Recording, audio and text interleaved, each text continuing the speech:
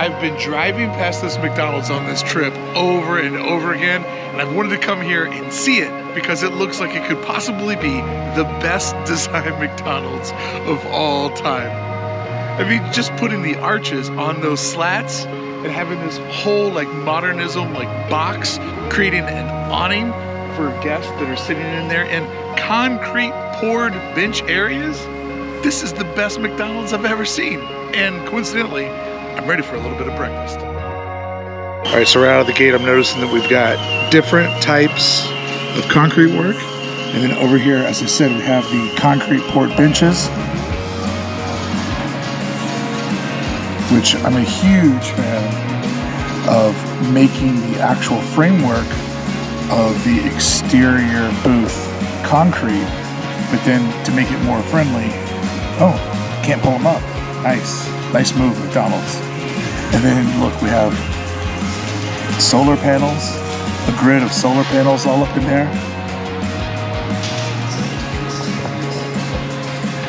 This is absolutely great. Oh, look at the windows. Didn't even notice the windows. Fantastic. See, here's where people get lost on design.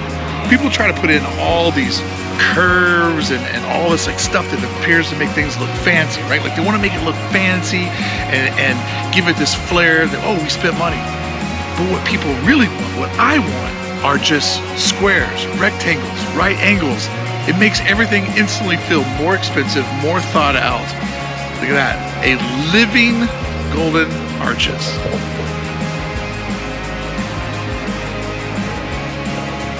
Or is it the golden arch? And then below me, shock resistant ground, amazing. And if you really pay attention, you can see that the actual framework of the building, there is a steel beam that goes right across here. So even when you do modern design, it's not only better looking, but it's more affordable and more eco-friendly to put together modern designs because it takes less resources. Quick, Adam, name your top 5 McDonald's. Top 5 Mickey D's? Ever, I mean ever. Top 5 ever. I like the world's largest over on iDrive. This one is probably in the top 5. There used to be a big one in, I think in Oklahoma, but now it's a rest stop. It used to be the world's largest before the iDrive one. I'm trying to think of the one on Hollywood Boulevard it's almost like it's a rite of passage. Okay. The one on Hollywood and Highland. And the last one, gosh, I'm drawing a blank on what the last one is. I can only think of 4. Hey, he had a top 4 McDonald's inside of 30 seconds. Impressive, impressive.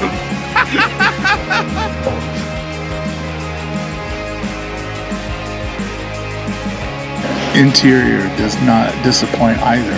Look at the track lighting that exists inside the wood framing that goes around. Unbelievable. Pitch ceiling, frosted glass up at the top to create a mood light.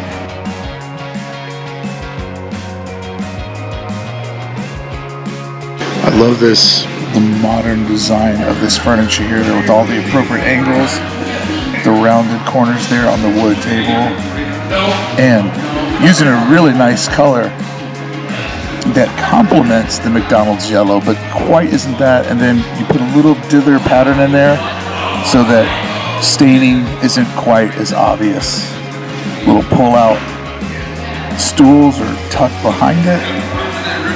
That is really cool.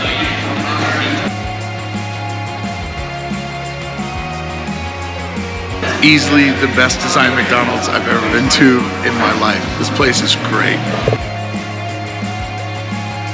Theme parks are crowded today. So instead of going where everybody else is at and seeing some things I've already seen, it's time to explore some new Walt Disney World. Adam and I are going to try to get a pontoon boat and go out on the Seven Seas Lagoon. We're going to take this, we're going to go from Seven Seas over the water bridge to Bay Lake. Nice. 2 lakes, one man-made, one Mother Nature, and the bridge. An architect made that, the water bridge. I'm excited to explore some new adventures at Walt Disney World that doesn't require a lightning lane or a lot of people around me. This is going to be a good time.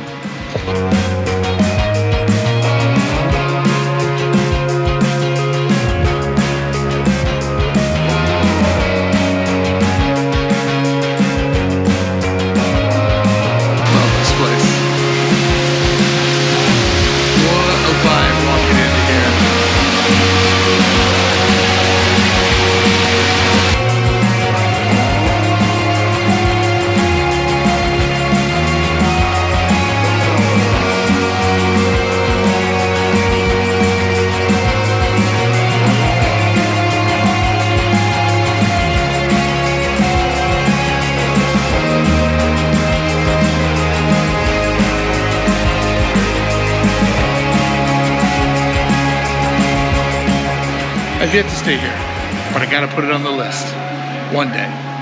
The vibe is great, and the proximity to Magic Kingdom and the monorail to get me over to EPCOT, my favorite park, gotta make it happen.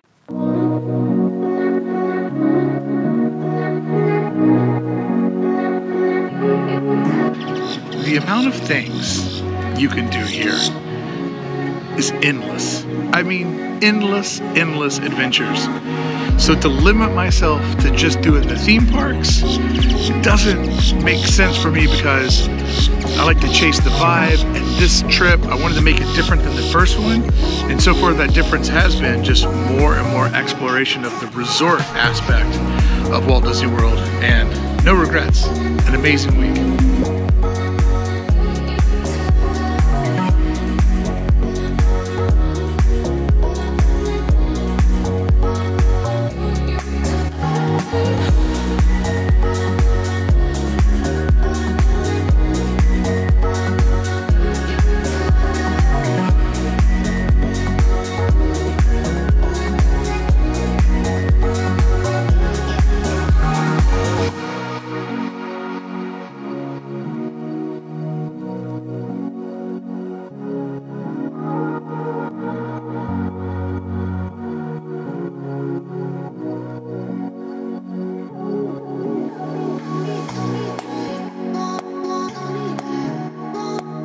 There's some stories that you just kind of hear and you know they're horrible, you know they're tragic, but then when you see the memorial for it, it suddenly makes it feel a lot more real.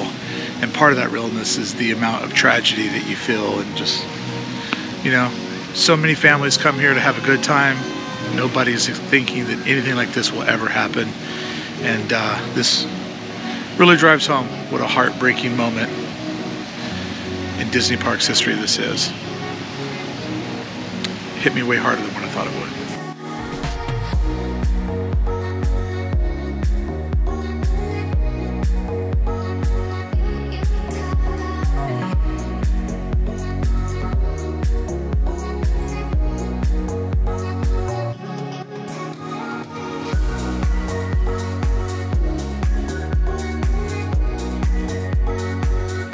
I have literally zero evidence to prove this, but my heart as a Christmas junkie tells me this is a great place to be during the Christmas season. Once again, zero evidence. Nobody's told me anything about this. It just feels like a Christmas hotel. So I drove half the distance of our journey today. In the very, very back corner of Bay Lake, I handed over the wheel to Adam. And no filming while boating, so that's why there's such a long gap. But I'm sure by now you've probably seen it over on Adam's channel that we are having the most amazing Walt Disney World resort experience I think that you could have.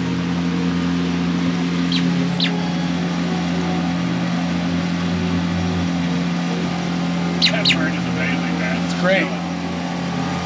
Oh, it landed. With the landing.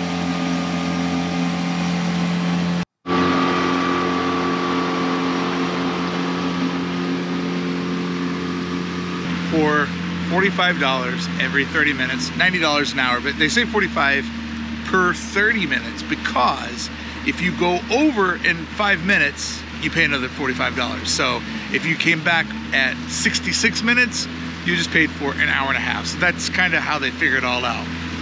Regardless, if you were to get a handful of people, divvy up the cost, this is such an amazing, unique way to get to see the resort and just really kind of take in the scale, the size, the design, how all of the resorts have evolved along the way. And keep in mind, they were just buying land because they got boxed in at Anaheim. This shows the vision that Roy and Walt and their team had to do something this epic, this forward thinking, that 50 years later shows no signs of slowing down. In fact, only shows signs of growing and becoming bigger and bigger. Phenomenal idea. Adam, I'm gonna start referring to these Walt Disney World vlogs with you as Vacations by Woo. It's amazing. So this is the old What was the name of this island? This was Discovery Island. Discovery Island. And what was on there? There were a bunch of animals, basically a zoo.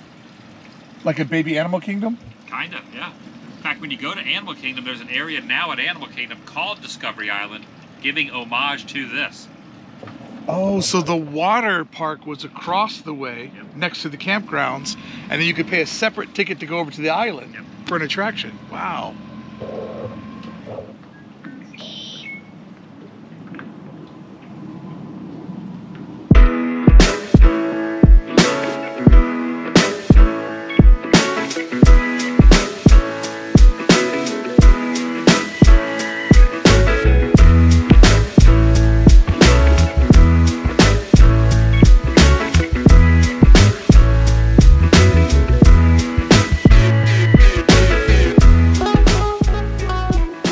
If your favorite thing about the theme parks is actually the theme of the parks, floating around in this little boat, getting a view that really shows you the genius, the idea, the scope of what Walt and Roy and their team dreamt up decades ago, this is one of the best attractions that you've probably never ever ridden on. Friend, I know you love Space Mountain, and I know you love running through the gates, going down Main Street, hooking a right, and getting on it as fast as possible. But stop and slow down and look around. There are so much more to these parks to enjoy than standing in that queue, ripping on a ride for 2.5 minutes and doing something you've probably already done 25 times. Join me floating over in the slow lane, getting to look at the masterpiece that Walt Disney World is and thinking about the context in which it was designed and dreamt up. This is one of the most ambitious things ever done inside of entertainment, period. And I'm spending a Wednesday afternoon floating around with my bud, soaking in all of these magical vibes. Thanks, Walt, for being such a visionary and for thinking of us all. Can you believe they allow people to do this? I can't. This is as close as you're allowed to get on a boat. I now know because I went too close, flew a little too close to the sun. But this is an experience I would strongly suggest to anyone. Affordable, relaxing, all vibes. Right there.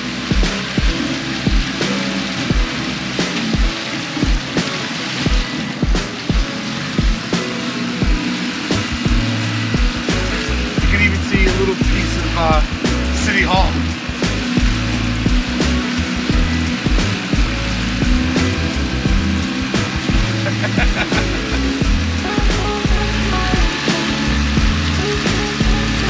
This is one of the best Wednesdays of my life.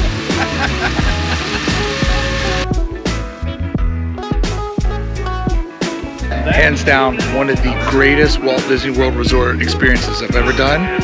I highly, highly recommend that you make time for this on your next trip when you have a day where you're not going into the parks, or even do it before you go into the parks. Amazing, amazing experience. $135 it cost us, and we were out there an hour 45.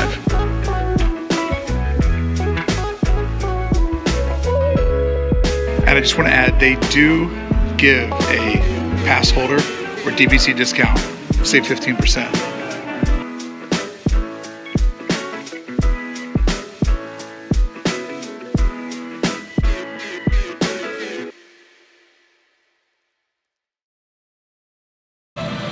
Well, friends, it's time to wrap up my week, 5 days of ripping the parks, and I wanted to end at EPCOT at night. I just absolutely love this park. I love that icon, and this is the way that I decided to say goodbye to Walt Disney World and all of its magic after 5 days. Tomorrow a new adventure begins, but for tonight I just want to soak up what is Disney parks and my favorite East Coast park, EPCOT. The rest of the stream, so magical. The rest of tonight's vlog, I'm just gonna let you know, it's gonna be introspective, it's gonna be emotional, it's gonna be quiet. It's literally just me saying goodbye. And it's never easy saying goodbye to someone you love.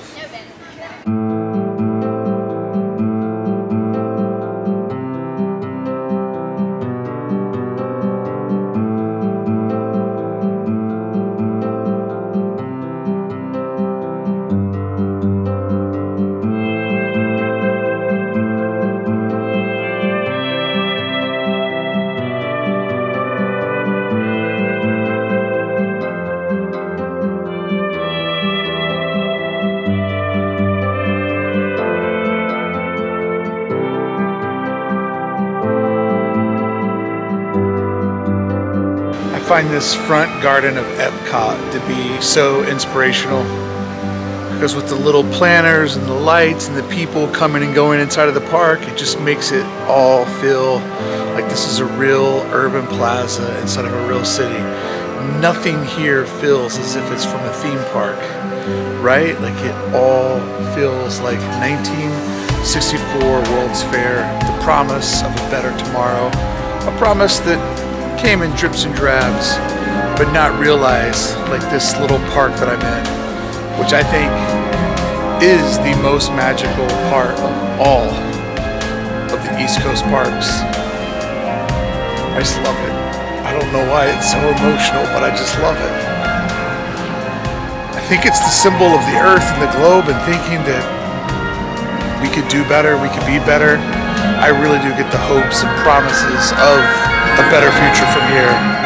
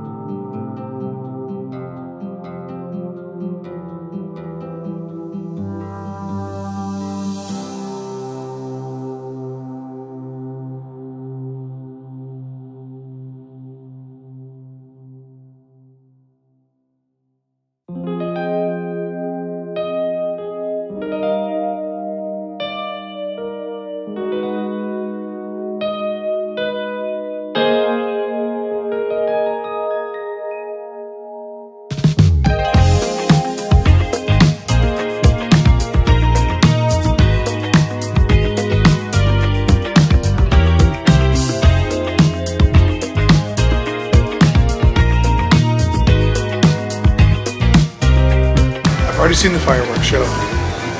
I've rode most of the rides. I've decided to spend my last night doing as many laps around EPCOT as I can before they close, because my vibe tonight is I want to treat this park like I'm a local and just get lost in all of its details and just rip the nooks. That's the plan. That's the perfect way to say goodbye. Under the cover of fireworks, I decided to take a different approach to World Showcase and my goodbye to EPCOT and my week out at Walt Disney World. I've always thought of owning a train as the means to build a small city around the train. I love the idea of working in miniatures and building a perfect, fake little mini society. And the theme parks, in many ways, are the little village that lives around the train set. In that, because everything is ran by Disney, every decision is made by a central decision-making group. Every building complements the one around it. And in the real world, everything is different, and that's great. You don't have to make your house match my house, and that's the way that the world looks. But as a designer, as someone who loves the idea of composition, color matching perfection, and just these unbelievable sightlines, this is why the park shines to me. So when there's a fireworks show happening behind me, why not take advantage of having all of these beautiful buildings to myself and really enjoy the way they're put together as a little maze. Each twist and turn makes each pavilion feel so much larger than what it actually is. And when you think intellectually that many of these facades that change every 10 to 15 feet, they're actually sharing the exact same footprint of one central building. And many of these various rows of buildings are actually very intelligently designed walls, keeping us inside one space so that we have no idea about the space that lives just around the corner of us. Physically speaking, World Showcase is not much larger than the mall next to wherever it is that you live.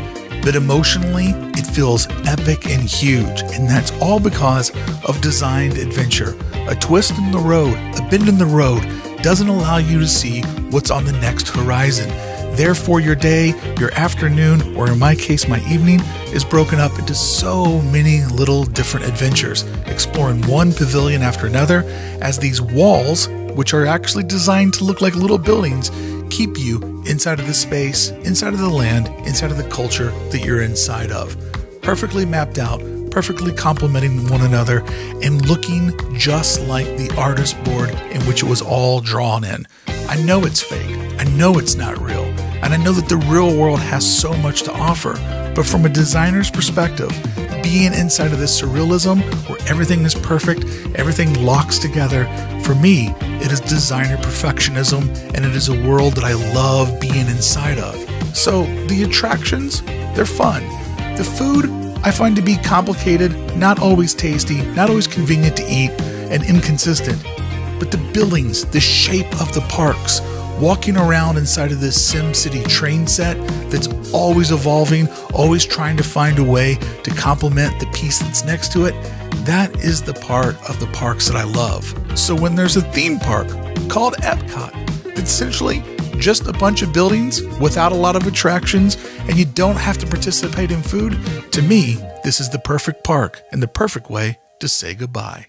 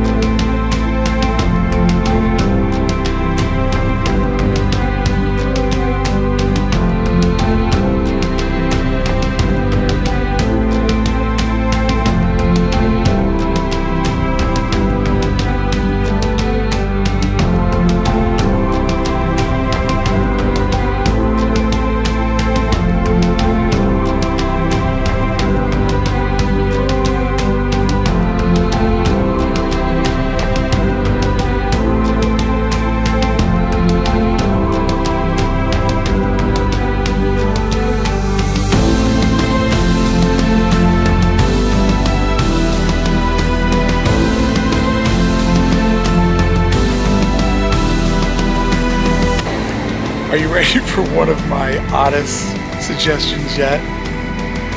Go to a Disney park, watch the people watching the nighttime show, and I guarantee you will find so much more magic seeing it through everybody else's eyes than your own.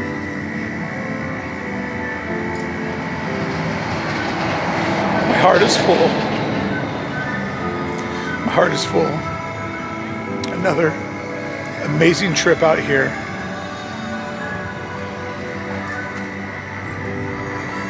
Yeah. This was the perfect kiss goodnight and the perfect way to say goodbye. I don't know why these parks make me so emotional. What's the matter with me? Oh, that was amazing. Back to doing laps. Back to treating the park like a local.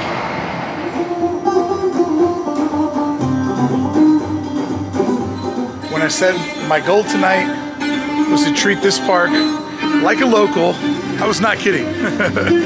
Because I have officially shut down EPCOT. And let me just say, damn, it feels good to be a gangster. Woo. I have the World Showcase all to myself, and it is so nice to walk through here and just really be able to soak it in as if you're traveling abroad. You have jet lag, can't sleep in the middle of the night, and so what do you do when you're in Paris or London? You get out and you walk the streets. At least that's what I do.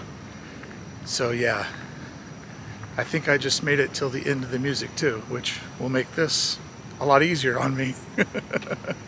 Oh.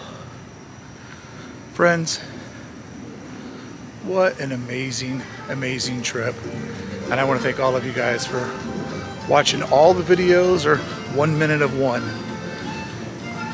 Starting tomorrow, I'm done with the parks, but not done with Florida, because I check into the Star Wars Hotel. I'm all parts equal curiosity, excitement, a little intimidated.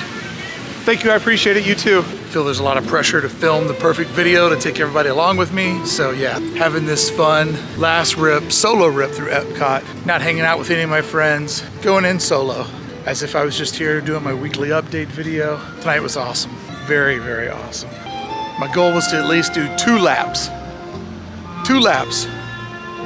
And I achieved my goal. Oh, I could have gone down there. Next time. Next time. Because I know there will be a next time. All to myself. Trying to soak it all in. You have a good night. Where does World Showcase officially end? So once you go past Canada and see the Starbucks, that is the That's end. the end. Okay, I just wanted to celebrate it. Thank you.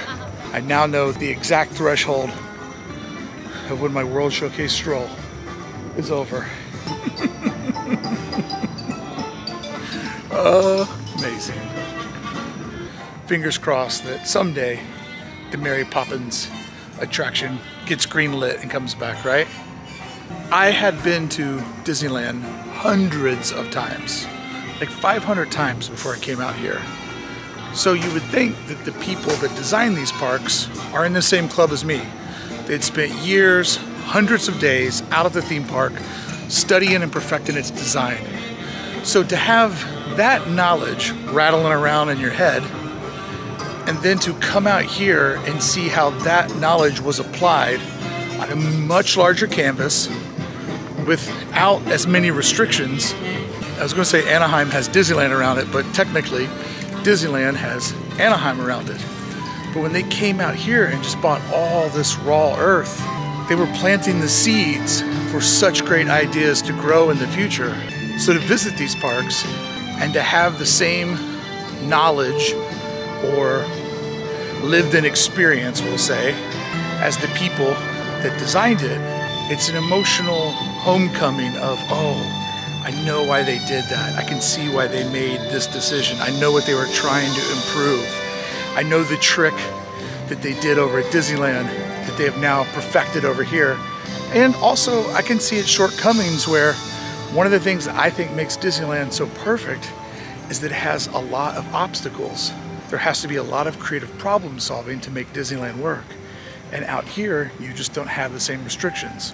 So not all the sight lines are as perfect as back home.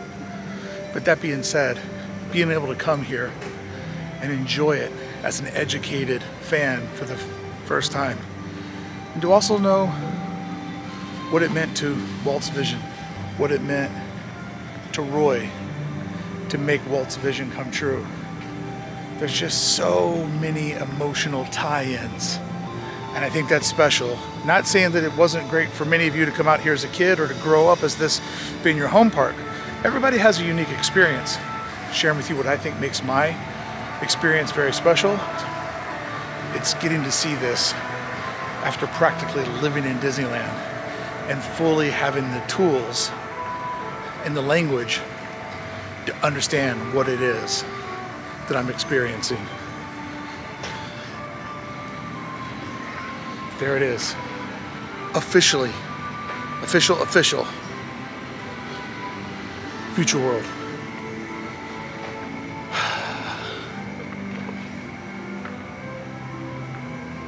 By World Showcase. And this trip was an interesting one because I didn't worry about spending an enormous amount of time in the parks. I wanted this trip to be very different than my 50th anniversary trip. So all the fun things I got to do with Adam, looking at the old history of things that precursed Walt Disney World, getting to ride around in a boat and the 7 seat, that was today. All of that just made me better understand this area. Getting to go to the Four Seasons and film for my Cotino project on top of the Four Seasons. Getting to go to Celebration. I spent a lot of park hours celebrating different parts of Disney and their rich history in Orlando, and zero regrets. Because my goal is one day, to be able to say that I'm an expert on this park as well, or all of these parks, and to be able to cover them, their news, their changing events, their politics. I'd love to be able to cover these parks and grow the channel in a new direction. Well, in multiple directions, I should say. But first, I gotta put in my time. I gotta do my studying, and I gotta learn exactly how this park runs. I have to research its history, and I'm not in a rush to do it. There's enough Disneyland to keep me busy, but this place is so special. And with all the Disney parks, you know, you just pull on the thread.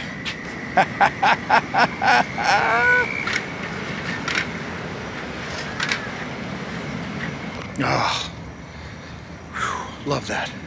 Anyways, the more you pull on the thread, the more you learn. And I'm intent on trying to learn as much as possible.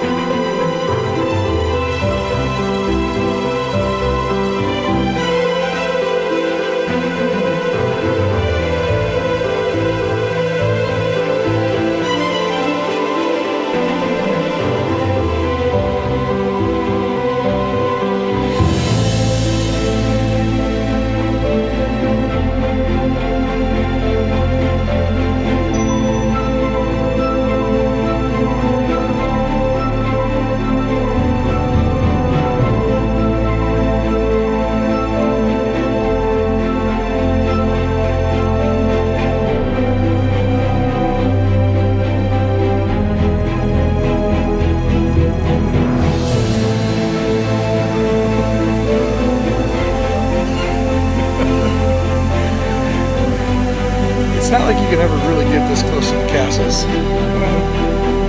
Or as you can. But this thing is so amazing. My big regret, I never ever made it on Spaceship Earth this time.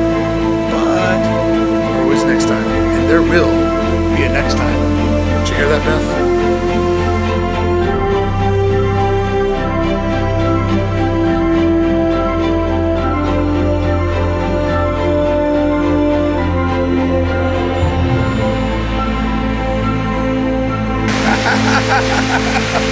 The first time this trip, I've allowed myself to stand right here in front of it, which I believe might have been where I stood the first time. So awesome. So I think if I put into words the hopefulness that I feel from Spaceship Earth, is that it represents a better tomorrow, a better outlook for all of us moving forward. But I think when you take that symbolism and you combine that with all the people going past you that have just had an amazing day together in the park, that vision feels contagious, because you actually see families and people living some of their happiest moments, knowing that they had just cheated the system while everybody else is off working or at school. They snuck away for a day at the Disney parks. And so I think it's the combination of the symbolism and then just the vibe of happiness that exists around it. It's that 1-2 punch that gets me in the Disney feels.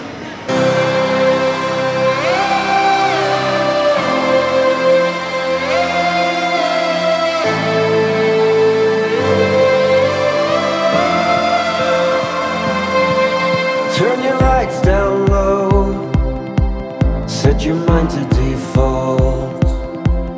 You just can't undo the harm caused. In a memory where the key got lost, it is hard to find what you need the most.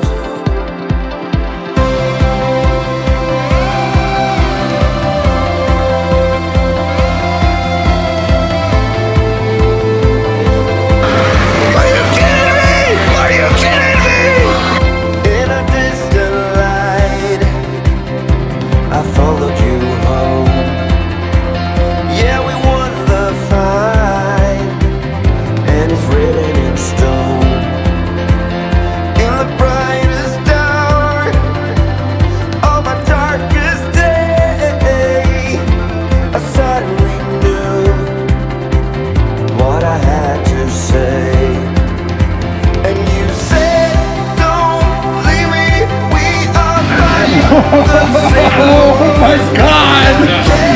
Whoa!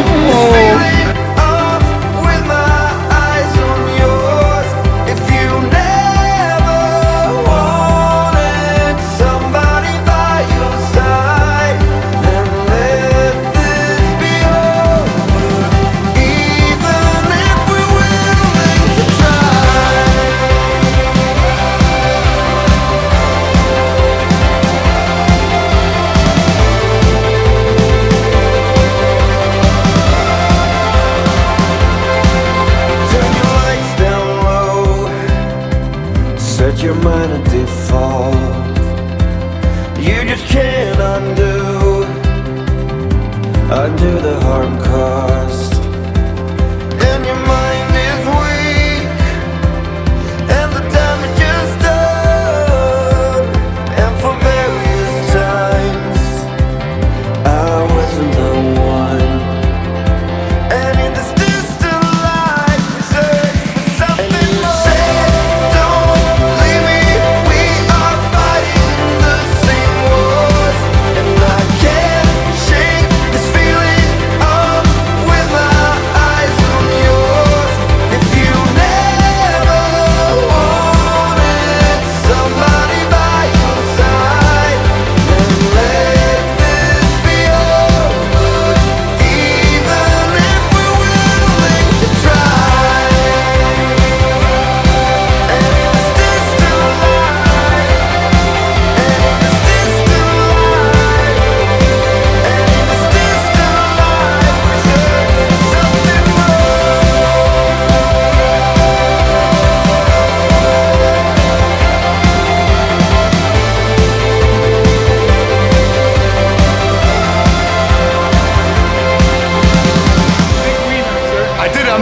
Tonight. Look at me, the biggest wiener.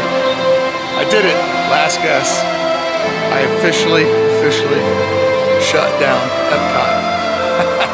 I told you tonight I was going to treat it like a local. And oh, did I treat it like a local. Hey everybody, thank you so much for going on this Walt Disney World adventure with me. I had such an amazing time, and I want to thank all my friends over at Club 1313 for believing in the content and me as a creator. It means the world to me. And I'm just so blessed to be able to go on these trips and take everybody with me. So if you watched all the minutes or one, I appreciate it both ways. Thank you so much.